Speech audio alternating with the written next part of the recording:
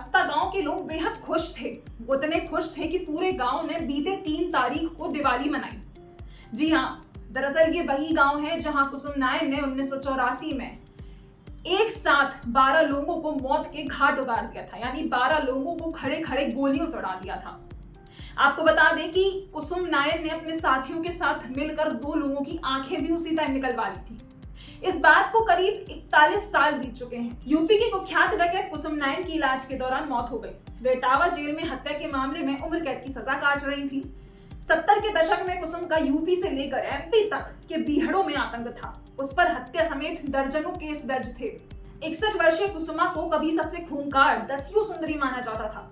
बताया जाता है कि कुसुमा की कुख्यात डकैत फूलन देवी से एकदम गहरी दुश्मनी थी।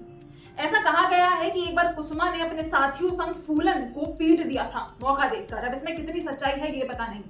कुसुमा नायन ने 2004 में मध्य प्रदेश के भिंड में आत्मसमर्पण कर दिया था।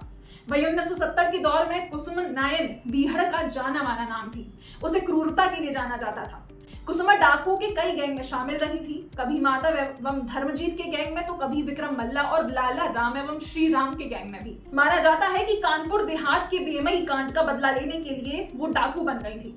डाकू फूलन देवी ने 22 राजपूतों की सामूहिक हत्या की थी, जिसके चलते 1984 में कुसुमा ने बाद में 14 मल्लाहों को मौत की नींद सुला दिया था। उनके घरों को भी आग के हवाले कर दिया था। कुसुमा के निधन के बाद नरसंहार वाले औरैया के गांव अस्ता में जश्न का माहौल था। 1964 में जालौन में जन्मी कुसुमा को चंबल की कुख्यात दस्यु सुंदरी माना जाता था। उसने संतोष और राज बहादुर नामक 2 मल्लाहों की आंखें निकालकर बेरहमी से उनकी हत्या कर दी थी। देखिए, बड़े बूढ़े कहकर गए हैं कि इंसान चला जाता है लेकिन उसके कर्म रह जाते हैं।